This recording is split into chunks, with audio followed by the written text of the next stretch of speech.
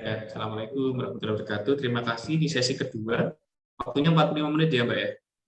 Kalau misalkan nanti ada yang kurang bisa disampaikan lagi, karena 19 ini slide-nya mungkin nanti banyak diskusi. Jangan lupa untuk mengisi absen, ya, Bapak Ibu, untuk kepentingan akreditasi. Terima kasih, Mbak siapa tadi? Mbak Deni ya. Silakan Mbak Deni, Mbak Eni, Mbak Galo, dan Mbak Siti Zulaika untuk presentasikan hasilnya.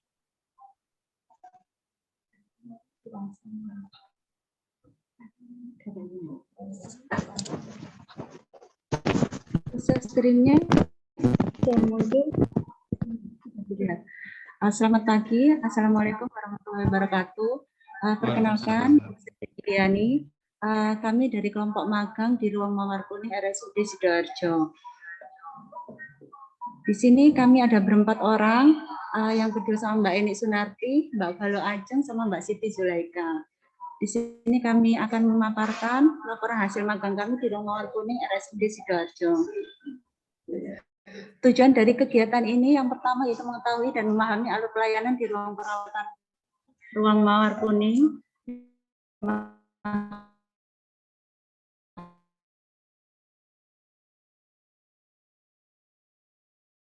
Sinyalnya agak putus-putus, Mbak.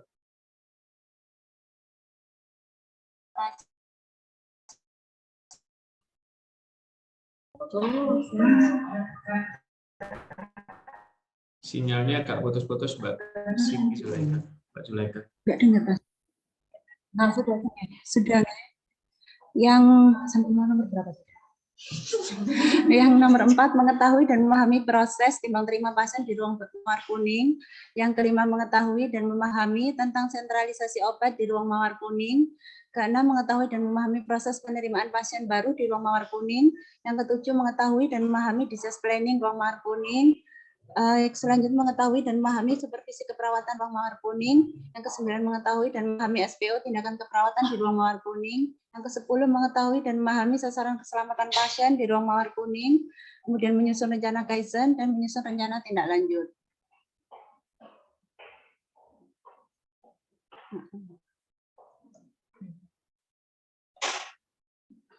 Selanjutnya.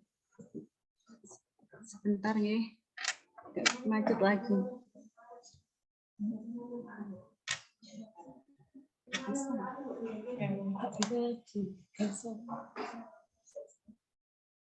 Dikirim aja Mbak ya,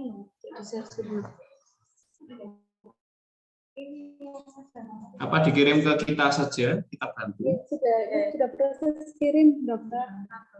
Iya, saya tunggu. Kirim kita deh.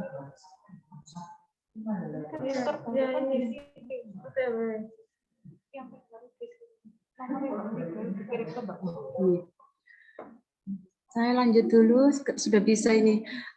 Untuk di ruang perawatan Mawar Kuning, di sini ruang perawatannya untuk kelas 3, pelayanan yang diberikan yaitu pelayanan kasus anak, kasus bedah, dan kasus internal non-infeksi.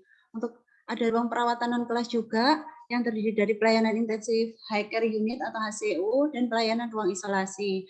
Kapasitas tempat tidur pasien di instalasi rawat inap Mawar Kuning ada 129 tempat tidur.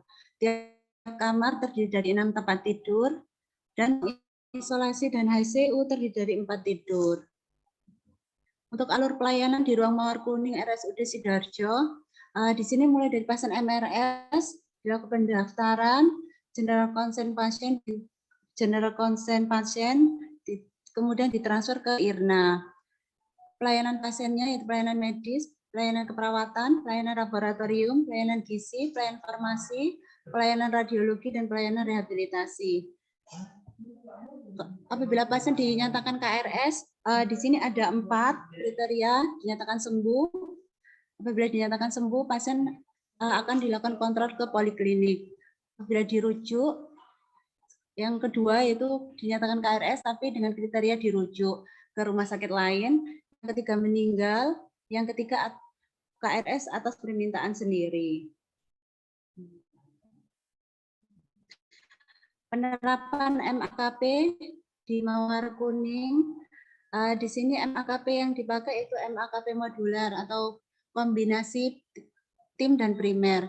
Metode tim dan primer dengan tujuan komunitas, praktek keperawatan, dan akuntabilitas praktek keperawatan terdapat pada primer dan bimbingan tentang praktek keperawatan yang diberikan oleh perawat primer atau ketua tim.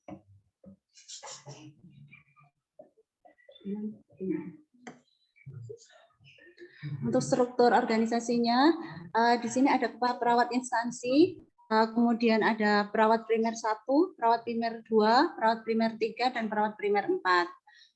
Dari setiap perawat primer ada perawat asosiatif di sini yang terdiri dari masing-masing terdiri dari 4, baru melakukan pelayanan ke pasien.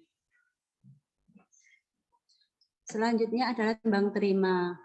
Untuk timbang terima adalah suatu proses kegiatan menyampaikan dan menerima suatu laporan yang berkaitan dengan keadaan pasien dan menyampaikan informasi yang berkaitan dengan rencana kegiatan yang telah atau belum dilaksanakan. Untuk proses timbang terima, yang pertama yaitu melakukan timbang terima pasien di nurse station. Kedua, buka timbang terima dan pimpin doa oleh atau ketua tim atau perawat di primer.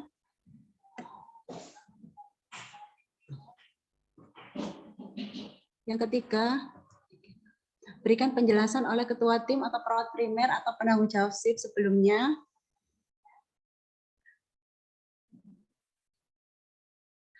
Tentang tingkat ketergantungan, apakah masuk minimal care, partial care, atau total care.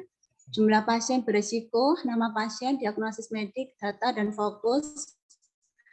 Di sini subjektif dan objektifnya. Masalah keperawatan, tindakan yang sudah atau yang belum dilakukan, dan instruksi khusus di nurse station.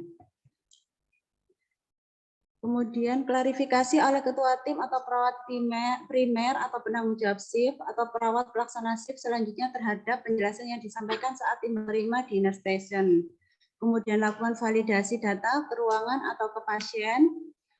Kemudian di sana melakukan ucapkan salam, tanyakan keluhan pasien saat timbang terima, perkenalkan nama perawat penanggung jawab pasien selanjutnya.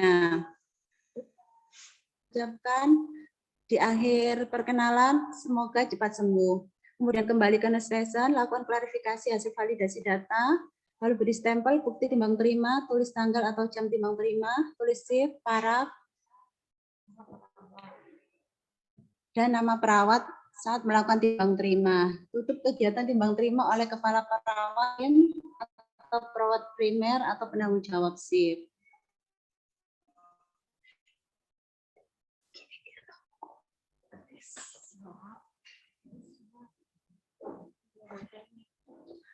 Selanjutnya adalah tentang sentralisasi obat. Sentralisasi obat adalah merupakan pengolahan obat di mana seluruh obat yang akan diberikan kepada pasien diserahkan pengelolaannya sepenuhnya oleh perawat. Sentralisasi obat di sini menggunakan sistem one day dose dispensing yang merupakan salah satu sistem distribusi obat dan alat kesehatan kepada pasien rawat inap untuk pemakaian 1 hari. Untuk alur one day dose dispensing di sini yang pertama yaitu dokter menuliskan resep pasien yang dirawat inap untuk kebutuhan 1 hari. Untuk pasien yang keluar rumah sakit untuk kebutuhan selama 3 hari dengan aturan yang jelas. Kemudian catat terapi, jawab konsul dan tindak lanjut dengan rekam medis bila ada masalah terkait obat. Yang kedua yaitu perawat menginformasikan kepada dokter terkait sisa obat pasien saat peresepan. Kumpulkan resep yang sudah dituliskan dokter dan serahkan resep kepada apoteker. Yang ketiga, apoteker mencatat riwayat pengobatan pasien, memeriksa ketepatan jumlah kebutuhan obat yang diresepkan untuk pasien. Lakukan telaah resep, dokter apakah ada masalah atau tidak. Bila ada masalah, diskusikan dengan dokter. Untuk penerimaan pasien baru, yang pertama yaitu tempatkan pasien petugas pengantar di top perawat inap. Yang kedua, emergensi yang dibutuhkan oleh pasien. Yang ketiga, lakukan penerimaan pasien baru oleh kepala perawat atau perawat primer atau katim atau PA. Ucap pasien. Yang keenam, periksa rekam medis berdasarkan identifikasi dan kondisi pasien. Kemudian tempatkan pasien oleh petugas pengantar dan perawat penerima di kamar dan tempat tidur yang sudah disiapkan. Kemudian lakukan timbang terima dengan pengantar pasien.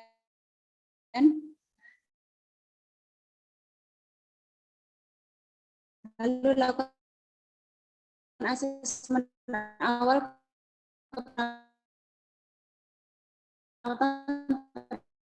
pasien sesuai dengan melakukan pembahasan.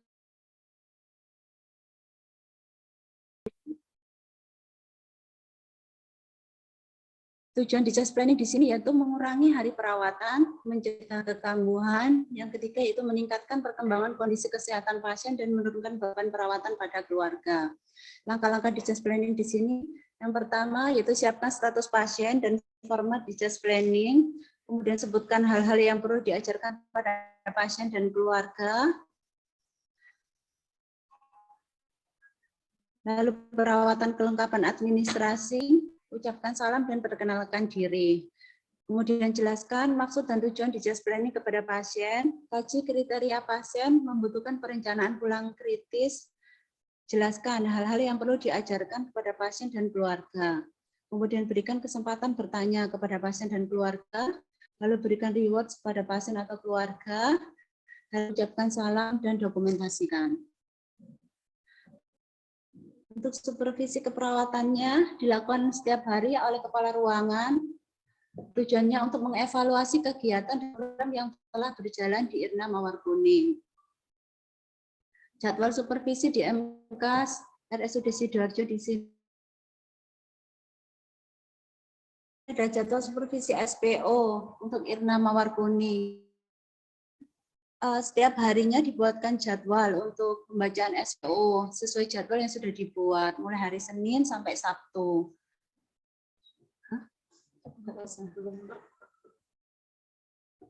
Maaf sebentar ya, untuk jadwal supervisinya belum tampil.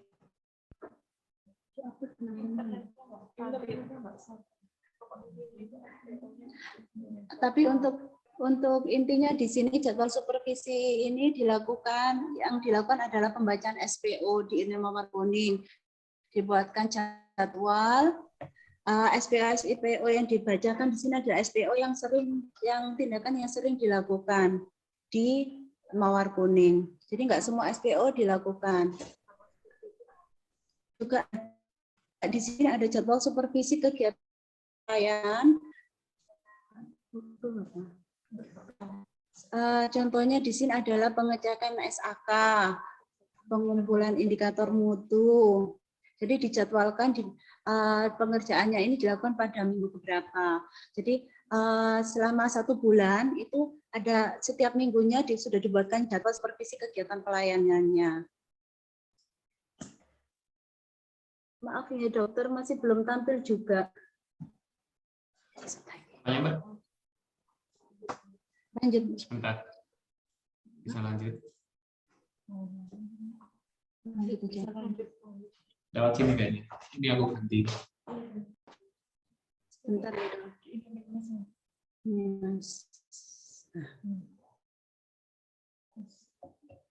Saya lanjutkan untuk sasaran keselamatan.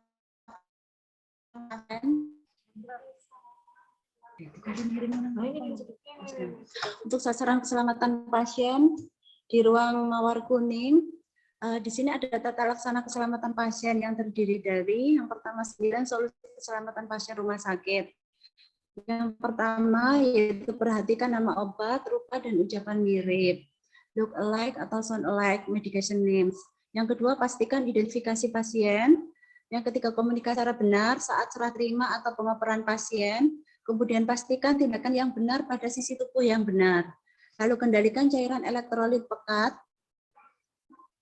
Yang keenam, pastikan akurasi pemberian obat pada pengalihan pelayanan. Yang ketujuh, hindari salah kateter dan salah sambung selang atau tube.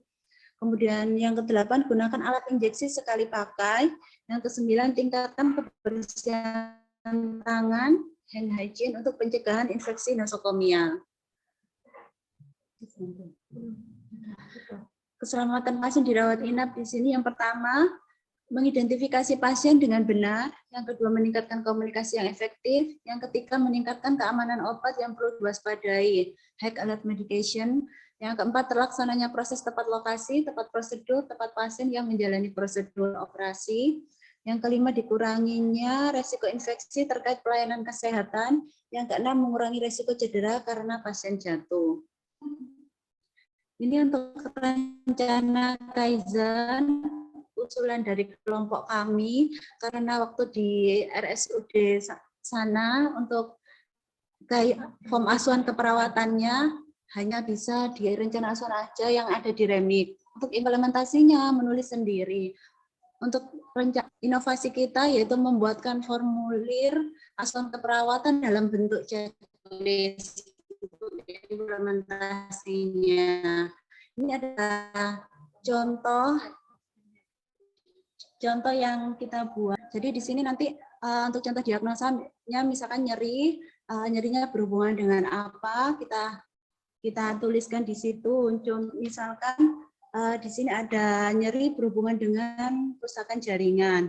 Dibuktikan dengan skala nyerinya misalkan 5, pasien gelisah, nadinya meningkat. Terus TTV-nya kita tuliskan semua yang menunjang. Kemudian untuk tujuan dan kriteria hasil SLKI-nya setelah dilakukan tindakan keperawatan selama, misalkan di sini yaitu 1 kali 24 jam, maka tingkat nyeri menurun dengan kriteria hasil. Kita tuliskan untuk kriteria hasilnya di sini skala nyerinya menurun, keluhan nyeri juga menurun, gelisahnya juga pasien sudah tidak gelisah atau gelisahnya berkurang, kemudian kesulitan tidurnya juga sudah berkurang, tekanan darahnya membaik, frekuensi nadi juga membaik. Jadi kita tuliskan di situ. Untuk intervensi keperawatannya, kita tinggal melakukan checklist. Jadi setiap shift pagi, kita lakukan observasi, kita tulis aja. Mulai dari observasi, terapi, edukasi, dan kolaborasinya. Kemudian di bawahnya itu nanti ada setiap shift ada nama perawat dan di sini karena nggak kelihatan waktu kita tempelkan. Oh ya ini sudah kelihatan. Ya, ini jadi nanti di sini kita tuliskan para sama nama perawat yang melakukan intervensi itu setiap shift-nya. Untuk rencana tindak lanjutnya, membuat form rencana asuhan keperawatan. Di sini fokus ke yang ada implementasinya sekalian. Terus pelatihan yang dibutuhkan di ruang rawat inap.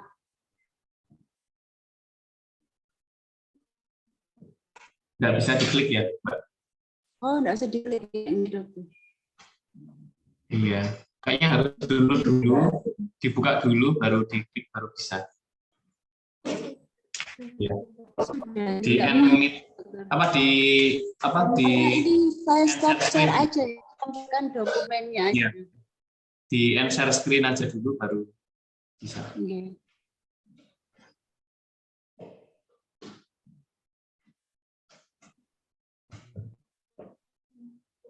Ya, so ini. Belum.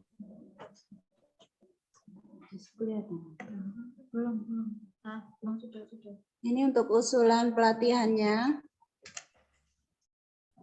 Yang pertama, untuk kepala instansi, di sini pendidikannya dokter, pelatihan disyaratkan untuk kompetensi kalian sesuai instalasi yang dijabat.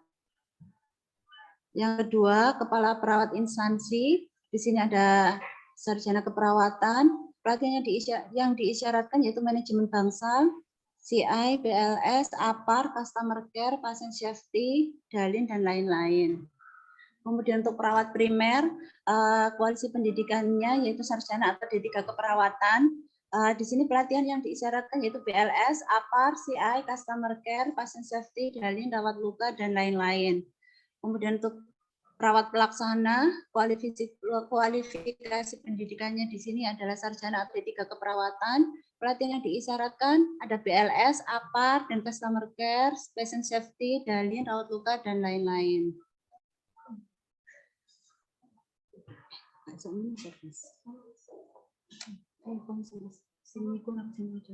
Yang kelima, MPP pelayanan pasien, kualifikasi pendidikannya adalah sarjana atau D3 keperawatan. Untuk pelatihan yang diisyaratkan di sini adalah BLS, EKG, Customer Care, Patient Safety, Dalin, rawat luka, dan lain-lain. Kemudian ada instruktur klinik atau CI. Di sini merangkap sebagai Katim. Kualifikasinya yaitu sarjana atau D3 keperawatan. Untuk pelatihan yang diisyaratkan adalah pelatihan CI dan BLS. Kemudian customer care. Yang ketujuh administrasi dan verifikasi. Kualifikasi pendidikannya ada sarjana atau D3 atau SMA. Pelatihan yang diisyaratkan adalah BLS, komputer, administrasi, customer care. Kemudian yang kedelapan adalah pekarya. Atau untuk kualifikasi pendidikannya adalah SMA. Di sini pelatihan yang diisyaratkan adalah BLS, pelatihan dasar keperawatan.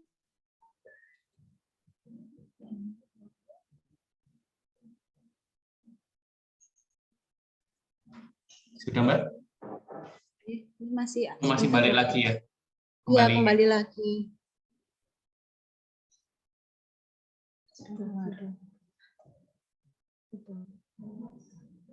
Sebentar, masih belum bisa lanjut.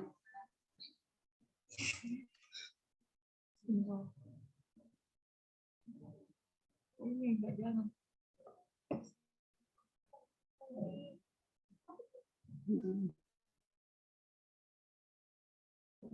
Share screen lagi. Share screen, guys. Share screen.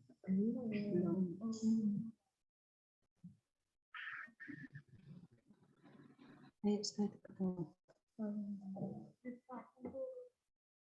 Maaf ya, dokter. Jaringannya lagi. Apa Mbak, santai. Kalau mau ngambil bisa di ruangan saya. Terus tinggal sedikit lagi nih slide-nya. Sudah. Ini adalah foto kegiatan kami. Foto kegiatan kami selama magang. Selama kita magang di sini ada waktu itu ada mock drill tentang BL. Ini pas waktu supervisi SPO BLS, kemudian ini APAR, terus ini kita ada bimbingan sama Ibu Bu Nur Hayati sebagai kepala ruangan di ruang Irna Mawar Kuning. Oh, Bu Nur Aini, maaf.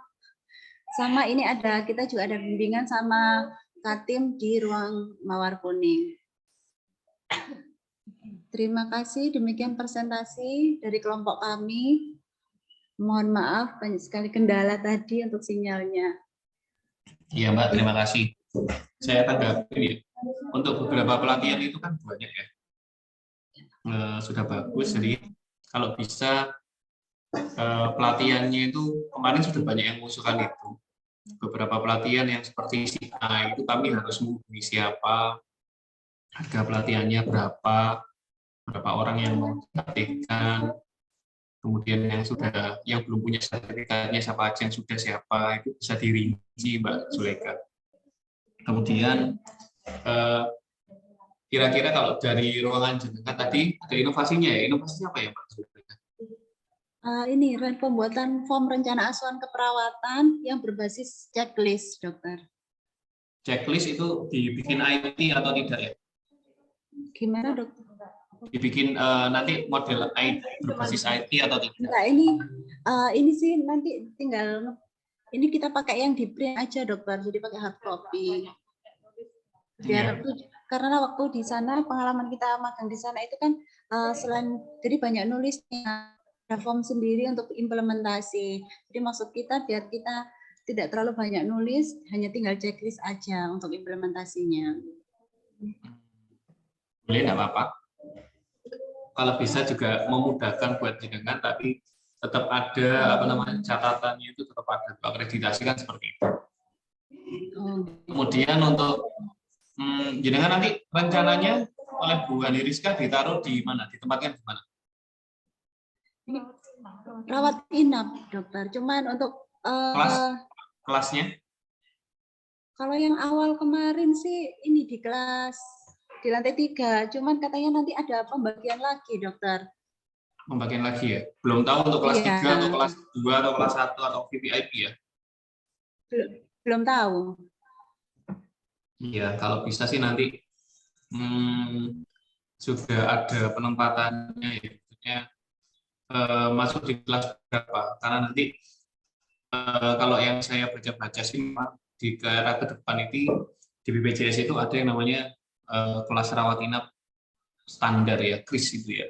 KRIS nanti kan tentunya akan merubah model pelayanan kita. Di KRIS itu nanti ada syarat-syaratnya antar satu tempat tidur dengan tempat tidur yang lainnya itu ada syaratnya minimal 1 meter, harus ada pelaku, harus ada banyak nanti syarat-syaratnya. Dan itu kalau bisa sih bisa difasilitasi di RSUD Sibah. Kalau saya lihat dari bangunan yang sudah existing ini, itu kalau rawat inapnya sudah layak untuk ikut KRIS, jadi ikut kelas rawat inap standar dengan 100 TT ini dengan kondisi yang tidak padat dan kalau menurut saya bahkan menurut saya itu kelas 3-nya kelas 3 ya cukup ciamik lah daripada tempat rumah sakit yang lain. Jadi nanti bisa sih baca-baca tentang KRIS, Mbak Zulaika, kelas rawat inap standar itu butuh apa saja, dan nanti itu kedepannya kalau di KRIS itu juga bisa klaimnya itu bisa dengan sharing dengan asuransi swasta yang lain seperti itu. Mungkin nanti sambil baca-baca kebijakan dari KRIS, kebetulan saya kemarin juga di waktu kuliah S2 kemarin itu ada wacana menuju ke arah KRIS itu rumah sakit itu diharap untuk bertahap untuk melengkapi kekurangannya, dan mungkin ada inovasi-inovasi lain dari jenengan nanti, dan pelatihannya atau jumlah orangnya kurang atau bagaimana bisa dimasukkan analisa kepegawaian, mungkin nanti bisa belajar analisa kepegawaian. Oh, kenapa dengan jumlah TT sebanyak, misalkan nanti ditempatkan di kelas 2 atau kelas 3 ya, dengan jumlah TT sebanyak ini dan shift 3, itu nanti saya butuh petugas itu sejumlah ini, kurangnya sejumlah ini. Kemudian kompetensinya itu seperti ini. Kalau kurang nanti bisa untuk dikirimkan pelatihan dan sebagainya seperti itu. Karena sekarang masih belum tahu ditempatkan di mana, misalkan ditempatkan di kelas 3. Bahwa ternyata di kelas 3 itu jumlah TT-nya banyak, tugasnya kurang. Saat ini kan kalau nggak salah, bisa-bisa itu dengan jaga satu lantai itu 1 orang atau berapa orang ya, Mbak Zulaika? Bisa-bisa kan seperti itu. Jadi kan tidak memungkinkan kalau misalkan ada pasien yang untuk mendadak dan sebagainya. Lu piye nanti? Itu kan enggak. Jadi sampai harus yang standarnya seperti apa, seperti itu. Kan nanti juga ada yang duty, ada yang macam-macam kan kalau di rumah sakit itu. Nah, itu nanti kalau bisa dengan atasannya bisa di model seperti apa jauh-jauh hari, sehingga kita saat perekrutan itu tidak kurang. Jadi kalau perekrutan yang ini kan kita sudah merekrut, ternyata kebutuhannya kurang sangat banyak kurangnya. Kita masih 300-an orang. Nah, kalau idealnya rumah sakit sebesar ini dengan jumlah 100 TT ya otomatis harusnya lebih dari itu, seperti itu. Mungkin seperti itu dari saya, Mbak. Apakah ada masukan atau tanggapan? Sementara belum ada, dokter. Ya, terima kasih. Mungkin bisa terima kasih presentasinya Mbak Zulaika sama teman-teman. Terima kasih, dokter. Oke, sama-sama Mbak. Bisa presentasi ketiga ya? Silakan lanjut ketiga. Siapa? Bisa record, stop record.